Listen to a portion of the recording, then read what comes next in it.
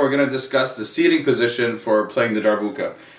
First, this is for right-handed people. If you're left-handed, just switch everything that I'm saying to the other hand. So you want to find where the indent is for the Darbuka and place it on your left thigh and your left, like close to your knee as well. From there, your left hand is placed at the top of the drum and your right hand is free to move about. You can also use a footstool or just elevate your foot naturally against something, and that helps you get a better angle and more leverage with your playing. Avoid wearing any rings because that could actually damage the drum and even puncture the skin. So a few practice tips on how to practice the Darbuka. I would recommend using a metronome, and if you aren't going to be using a metronome, you could practice the music, like Arabic music as well, or you could just repeatedly practice the technique over and over again. That actually works without a metronome quite well. And mute the drum with placing something inside like a towel or a shirt. That helps reduce the noise. So that's it for this first lesson, how to do the 3 basic strokes on the Darbuka. First we have the dum, which is the bass sound. The dum will be symbolized by a capital D in notation later on in the course. You want to play it with a flat hand, and it's like from here, this part, and the fingers as well. So the palm doesn't really strike it as much. And you want to let the sound resonate, so you're not pressing down, you're letting it resonate by removing your hand quickly, as if the drum is hot. You get a nice full bass. Next we have a treble sound, which is called the tek. The tek will be symbolized by a T in notation later on in the course. Played with the right hand. You can play it with 3 fingers, the index ring and the middle finger as well. And it's played at the edge of the drum, and it's supposed to create a nice sharp sound. You play with your fingertips. You can also play with just the ring finger, and when you get a little faster, when you do like 5-note drum rolls, for example, you want to be playing with just the ring finger. A similar concept to the dum, with allowing the drum head to resonate a little bit. You obviously want it to resonate more with the dum. You could press down a little bit more with the tek. But again, you could also play with the ring finger. But you do want the sound to resonate a little bit. Lastly, we have the ka, which is played with the ring finger of the left hand. The ka will be symbolized by a K in notation later on in the course. And it comes down in almost a diagonal motion. So it's not like a pressing sound. A lot of beginners will do that. You could do that when you're doing pops later on, when we go over that technique, but a regular ka is with diagonal and a bit of a scoop. And with the ka, you're letting it resonate instead of pressing it down. So again, it's not a press down, it's more of a diagonal, little bit of a wrist motion, and you're letting it resonate by removing your hand off the drum head. These techniques can be pieced together to create some exercises, dum, tek, and ka type exercises. Here's what that can sound like.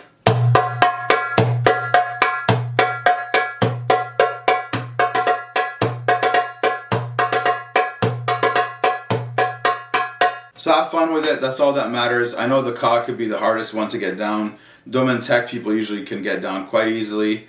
And yeah, just practice makes excellence. We're going to be going over 3 secondary strokes of the Darbuka. These include the slap, also known as the sek, includes a sound called the tok, and a left hand dum.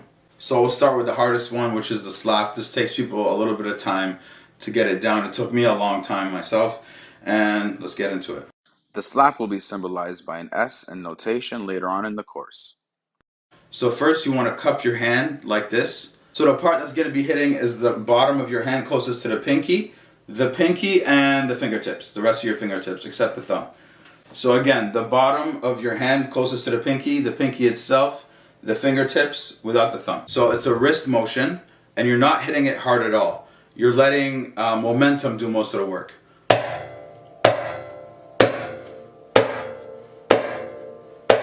So to show you, this is all the effort I'm putting into that sound. You're allowing a little bit of resonance and space and air to let the drum do its thing. You're allowing the momentum of the wrist to really do most of the work. So again, I did a little harder this time, but it's still not as hard as it sounds based on like the effort I'm putting into it. And you're not grabbing, you're not like squeezing it down. You're just letting it hit. You're hitting it and allowing your hand to stay there for probably a second. You could do a soft slap, you could do a harder slap, but most of the time the effort that is seemingly there is not there. It's mostly like the motion of the wrist and the arm, a little bit of the arm. You could do just wrist as well. You could do arm for showmanship. It's mostly in the wrist. It's not really in the arm. You can use the arm, but it's mostly, you could use just wrist and it would sound just fine. The next secondary stroke is called the toque. The toque will be symbolized by a toque in notation later on in the course. It's played at the bottom of the index finger, and it's like a tech. It's supposed to make similar sound to the tech, but a more rich and bassy even sound. So I'll show you an example of a tech. And a toque is, you're still hitting the same part of the drum you would if you were using a tech.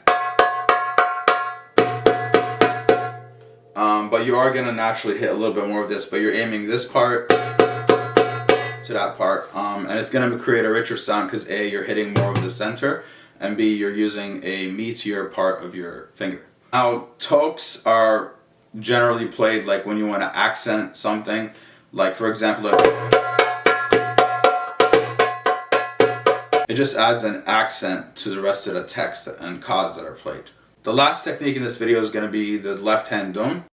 The left hand dum will be symbolized by an LD in notation later on in the course. So with the left hand dum, the same concept applies as with the right hand. You're letting the bass resonate, except you're doing it with your left hand and you're doing it overhand.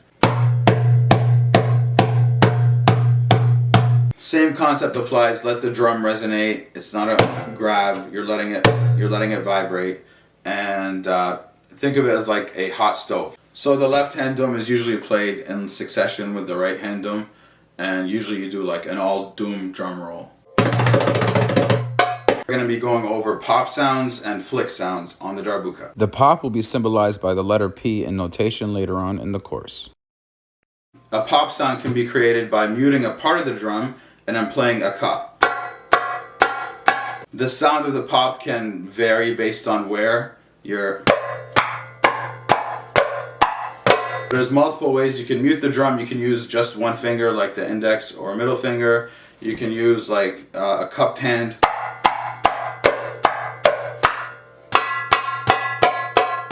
You could use a thumb. And with the thumb you can actually use the rest of your hand to create a triplet. But the basic premise, no matter which way you mute the drum, is you want to make it seamless. You don't want to make a big movement with your right hand when you're muting it, like you want to just make it a seamless transition, going like from the side and slide it with making as little noise with your right hand as possible. You don't necessarily have to slide it in from the side. You could go directly in, but the point is to make it seamless and make as little noise with your right hand as possible, and also exaggerate the ka. That way you get a louder ka and you kind of drown out the right hand. And you can go up and down.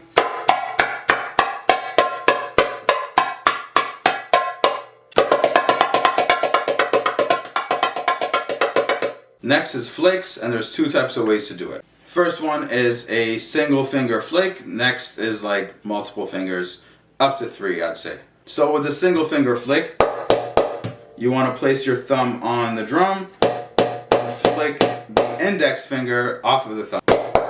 So it sounds more professional if you're not stagnant when you do this, meaning you don't stay in one spot, you move up and down with the flick, or you move around. So flicks are very commonly used with split finger or double cause. I know we'll get into that a bit later, but just to show you now.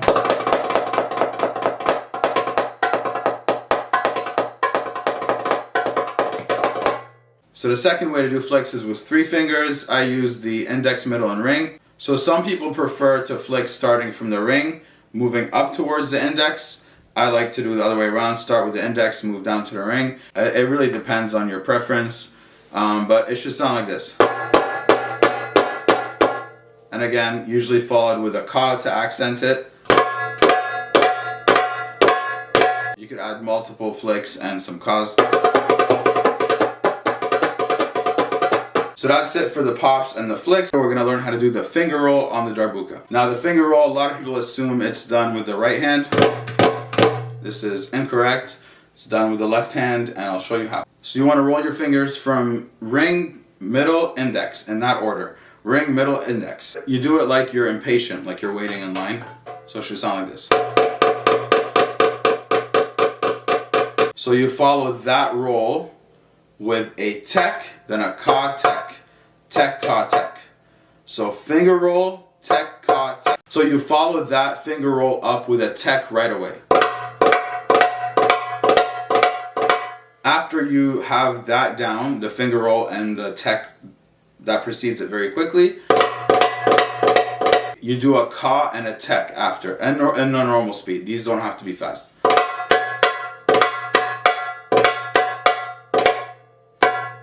So I'll play it slow and then speed up.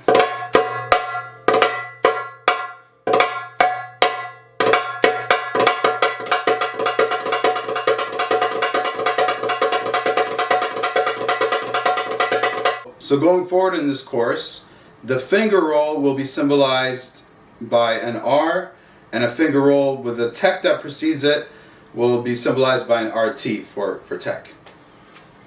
So this will be an R, and this will be an RT placed together. This is for future notation when we get into rhythms and things of that nature. The standalone finger roll will be symbolized by an R in notation later on in the course. The finger roll with the tek will be symbolized by an RT in notation later on in the course. So there's 2 other ways to do the finger roll. One is by doing it via split finger, which will be in the split finger video of this series.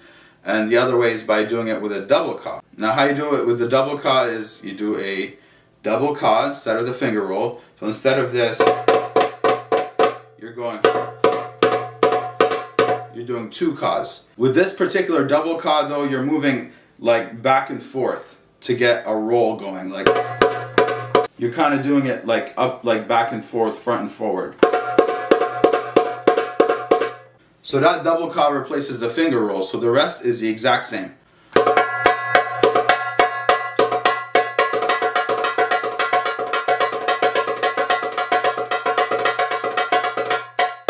So I'll play it slower this time.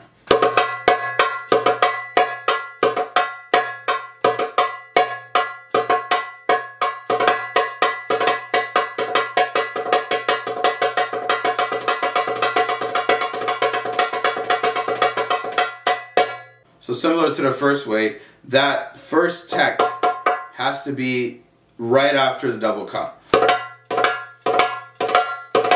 And then you can take your time with the ka tek.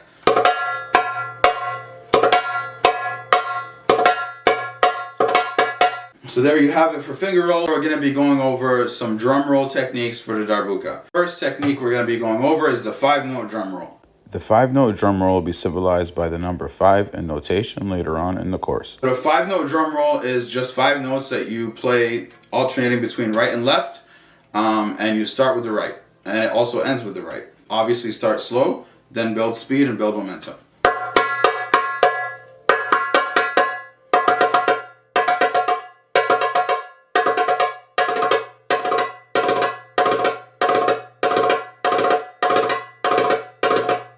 A bad habit I'm still trying to unlearn is playing too much into the drum. You want to try to be on the edge as much as you possibly can.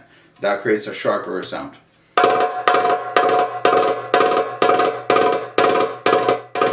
So again, it's just 5 notes that start with the right hand and end with the right hand.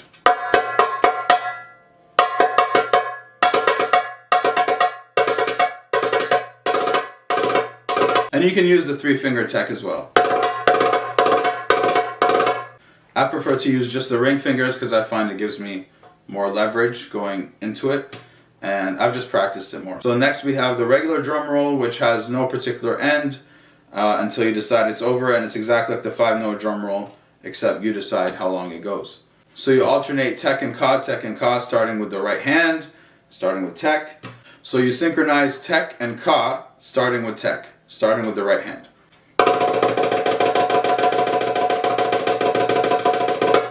So obviously with this, you want to start, when you're first practicing, start slow.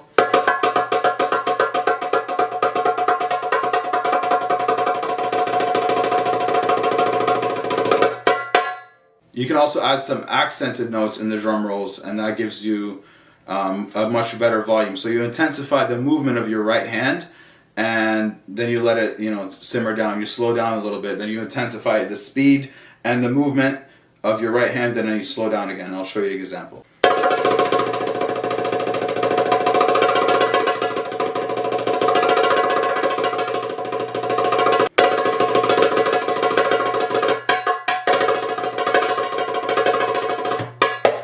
Last but not least, we have something called the butterfly roll, and that's actually taken from tumbek playing. So first things first, both hands should have the thumb inside the palm like so, and then you perform with that thumb inside a very, very loose slap sound.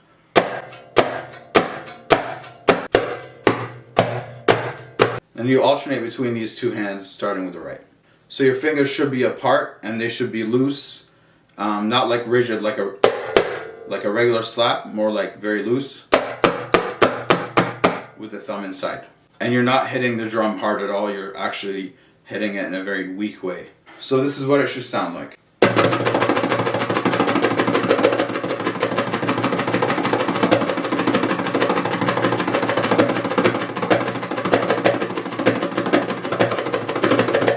So just like the last drum roll, you can add some accented notes, and you can make those notes into a little rhythm as well. And there you have it for 3 types of drum rolls for the Darbuka. So the final technique we'll be discussing in this series is the Turkish split finger. So first we'll discuss how to do it with the left hand, and we'll go from there. First things first, it starts with the index finger, and it's played like a reverse ka. Meaning with the ka, you go down diagonally on this side.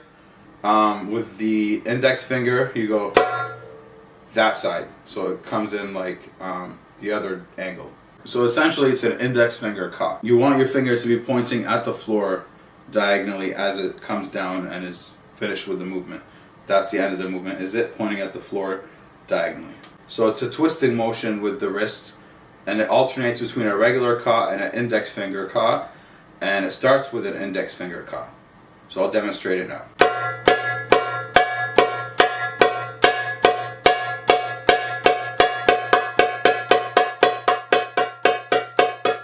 So a lot of people use pops with this sound.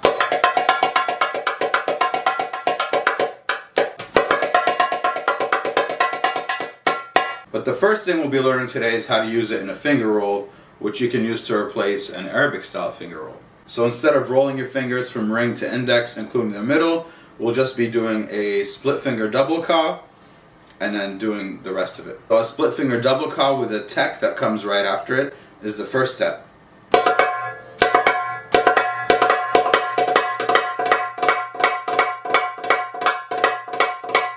And then the second step is a ka and a tek. You could take your time with that one.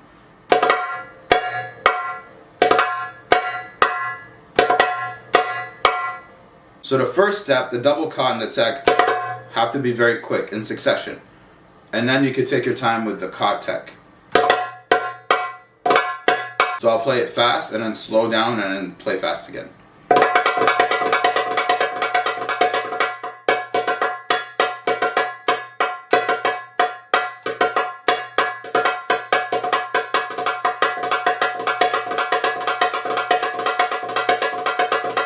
That will take some practice, but it's the same amount of difficulty as the Arabic style finger roll. The second technique we'll be learning today is a split finger triplet drum roll. So this one, you just play the regular split finger double ka, but you follow up each double ka with a tek.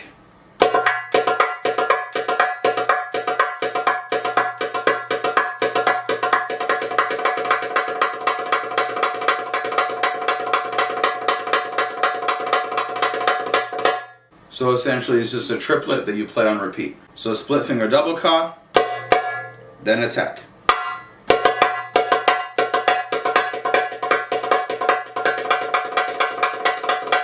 Now the beautiful part about this technique is that the triplet works with any stroke that you do with the right hand. So you could essentially play a rhythm by alternating between strokes. So for example, you could play a Saidi rhythm by doing the triplet. Here's what it sounds like with the Saidi rhythm. And I'll start fast, you can hear what it sounds like, then I'll slow down.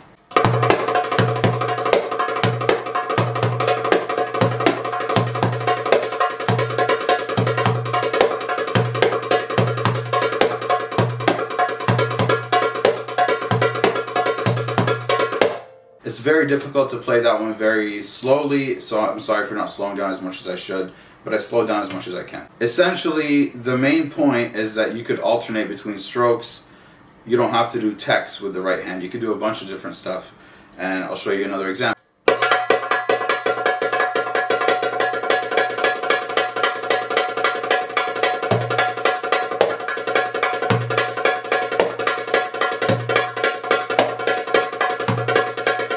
So that's just the same thing we did in the beginning, except now you're adding a dome in there and a slap afterwards, and it sounds just much fuller and cooler. Even though you're doing the same amount of effort, you're doing a triplet with another stroke with the right, you're just changing the stroke on the right ever so often. Well, the last split finger technique we'll be learning today is the double-handed split finger drum roll. So this is probably the most complicated technique in the entirety of this course. So we're going to be using 4 fingers. Index on the right, index on the left, ring on the right, ring on the left, and alternate between those. So index on the right, index on the left, ring on the right, ring on the left. But when you play the split finger with the right hand like we're about to, same theory applies. It's a lot of wrist motion, except the position of your hand on the drum is slightly different. Index, index, ring, ring. Index, index, ring, ring. Index, index, ring, ring. I'll play it slow, then build up speed.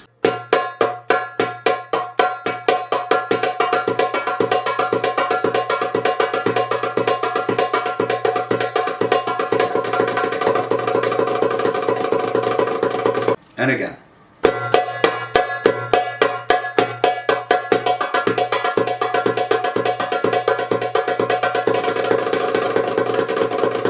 This is something I'm currently trying to master, but I hope I can share at least the basics of it. So just a quick recap, we learned the split finger darbuka. We then learned the split finger finger roll. We then learned the split finger drum roll. We then learned the split finger drum roll with some different strokes. And then we learned the double-handed split finger drum roll. So in this part of the course, we're going to be learning Middle Eastern rhythms. The first rhythm we're going to be learning is a 2/4 rhythm, and it's called malfouf. So how to play malfouf in its most basic form is this.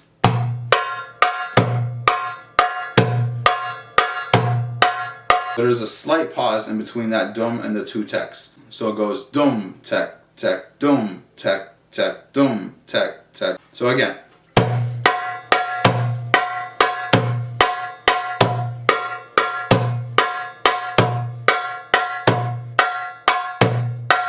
Next, you're gonna change the text into slaps.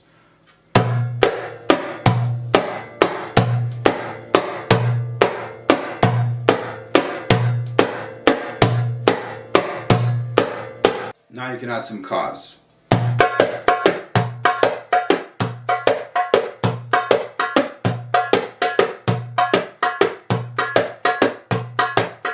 Now you can add some double cause.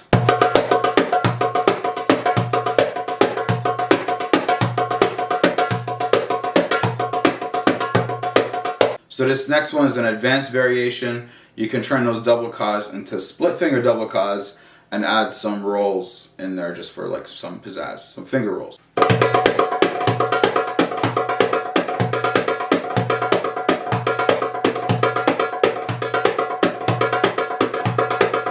There is a technique for malfouf called separation of the senses. That's when you do 2 strikes on the darbuka at the same time. For example, a dum and a ka at the same time. So how it would sound like is this.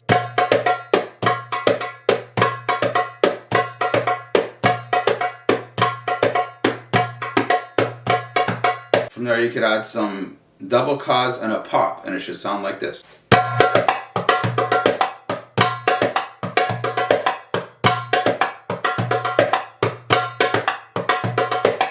So that's it for the Malfouf rhythm. I know it's very brief, we went over it very quickly, but you can always rewatch the video and even slow it down manually if you like. The next rhythm we'll be learning is another 2/4 rhythm called Ayub. Its bass, Ayub, is played like this.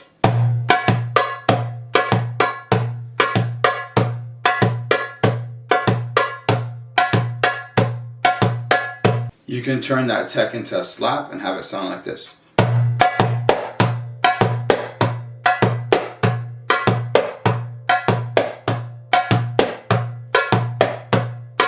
It is most commonly played in this variation.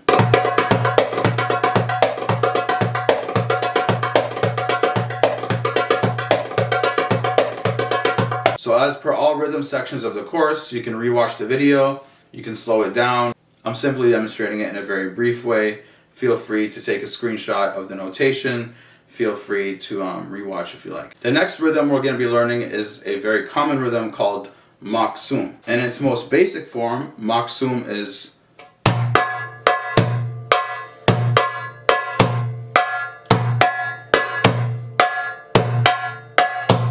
you can turn those teks into slaps as well.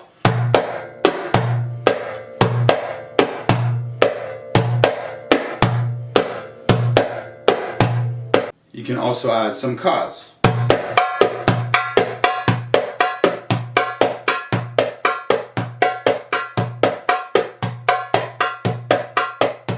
You can add some double cause.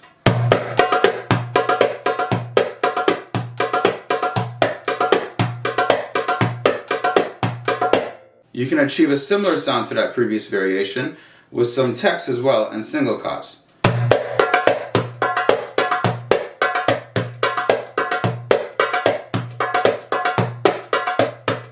This variation allows you to add finger rolls because it frees up your left hand from the double cause, so you can add finger rolls to that as well.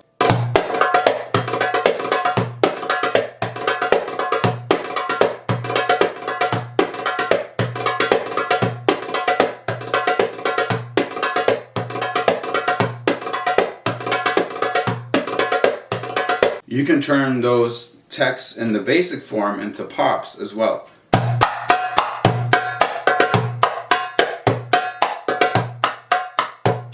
And finally, for an advanced variation, it involves the tuk that we learned at the beginning of the course.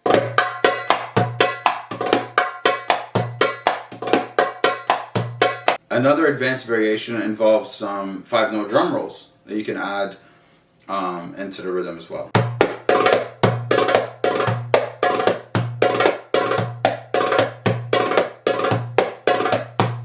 That's it for the Maksum rhythm. So there are two rhythms that are very similar to Maksum. One is called Saidi and the other is called Beledi. So just to recap, Maksum was at its most basic form.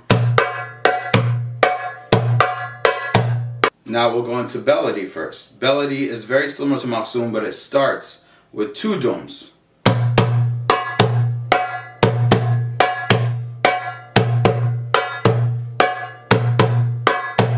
It has very similar variations. Matter of fact, all of the variations that I played for Maksum can be applied and tweaked a little bit for Beledi and Saidi as well. We'll be going over just a few variations for both Saidi and Beledi, starting with Beledi. So with Beledi, you can again turn those teks into slaps.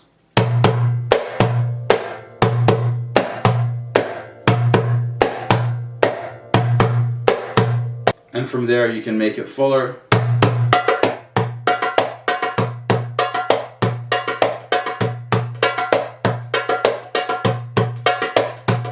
And then from there you could add finger rolls to that.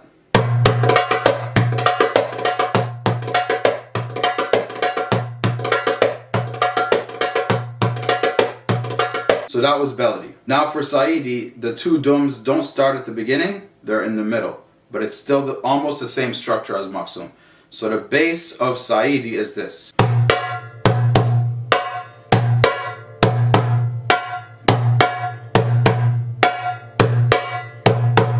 As you can see, these 3 rhythms are extremely similar.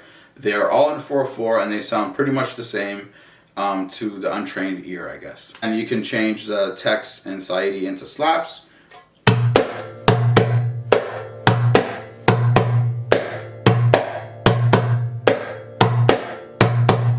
You can make Saidi a little bit fuller.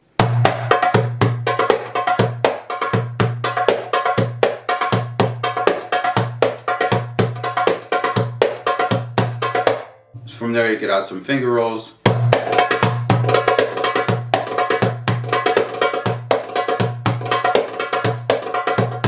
So this is going to be the last 2/4 rhythm that we're going to be learning, and it's called Fallahi. Fallahi is essentially maqsoom, but in double speed. So I know it was very confusing with the maqsoom, Beladi, and Saidi, but this is maqsoom, but just played twice as fast. So at its base, it's played like this.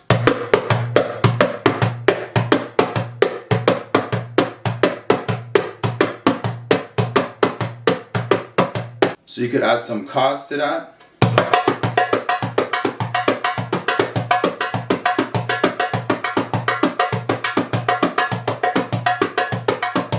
You can also add some very fast double cause to that rhythm.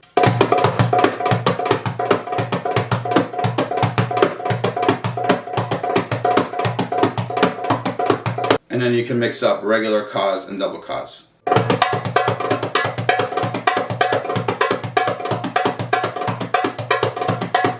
Next, we're going to be learning an 8/4 rhythm called Masmudi. At its base, Masmudi sounds like this.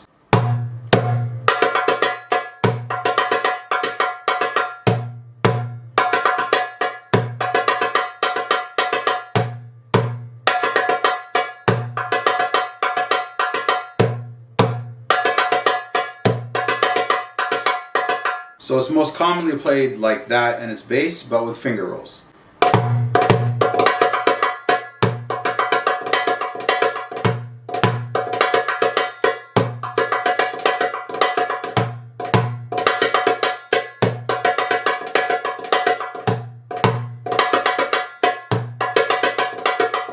The next 8/4 rhythm we're going to be playing is called Shiftateli. At its base, Shiftateli sounds like this.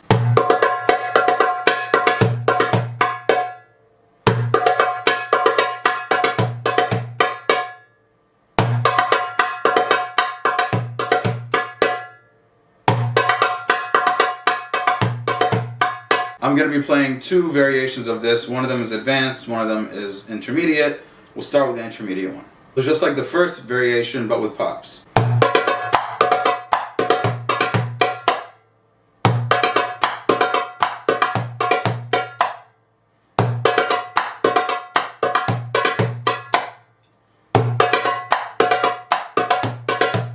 Now this is the advanced variation of Shiftateli.